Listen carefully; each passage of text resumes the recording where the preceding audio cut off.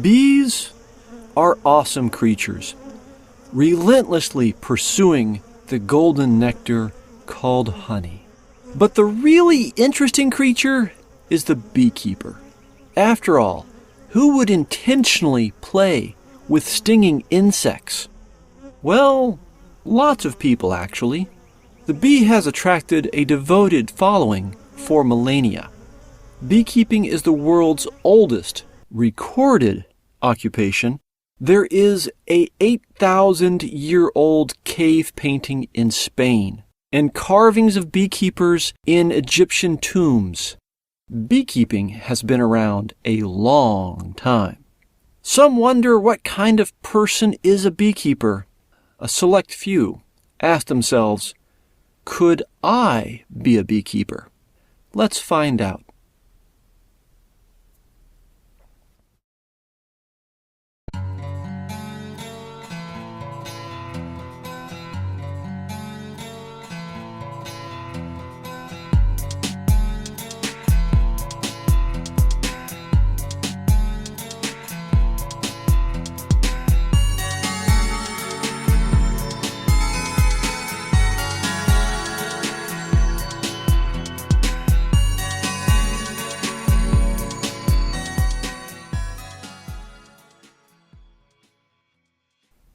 With recent public interest in beekeeping, there has been a surge of new beginners wanting into this ancient craft. Men and women alike are flocking to it.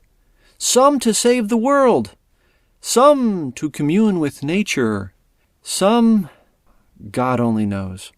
But no matter what your reasons for coming into the fold, the same expectations, duties, and tasks await you. First, the tasks you'll be doing are procuring bees, locating them safely, and tending to them. Then you'll be doing a bit of lifting. Well, a lot of lifting. A medium super full of honey weighs 30 pounds, and a deep super weighs 70 pounds. There are ways to minimize lifting, like switch to a different hive type, but generally, beaks need to have a good back. Second, you will need nerve.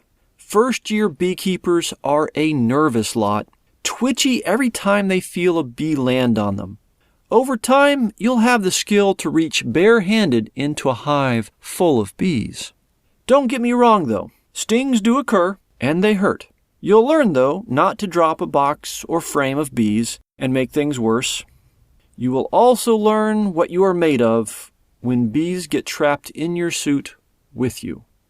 Third, you'll just have to accept that bee suits are going to give you bad hair days. And no matter how you accessorize it, a bee suit doesn't make you look sexy at parties. Trust me. Fourth, be prepared to spend around $400 or so getting into beekeeping if you go with the modern Langstroth hive. There are some cheaper alternatives, but we are pressed for time right now. Fifth, any swarm in the neighborhood will be assumed to be yours. So you will learn to catch swarms to keep the neighbors from starting an uprising against you. Sixth, because of your swarm-catching mojo, you will become the neighborhood experts, hailed as the hero. So you'll have the civic duty of helping little old ladies remove hives out of their walls and coolers and birdhouses. Seventh, those little old ladies have friends with bee problems too. So you will learn to say no to removing hives off the 5th floor, unless you are so addicted that you just can't say no to a tough bee job. Eighth, marriage is important. When your spouse tells you to rein it in, you should. I don't care how much more honey you can make. It won't be enough to offset the cost of a divorce lawyer. Ninth, you do have a duty to improve the world. The bee is under threat because of pests and disease have been spread by ecosystem changes and mainly global transportation.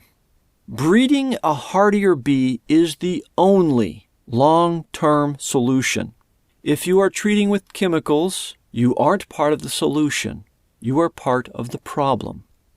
Finally, go, save the world, Become a beekeeper. Just don't piss off your spouse.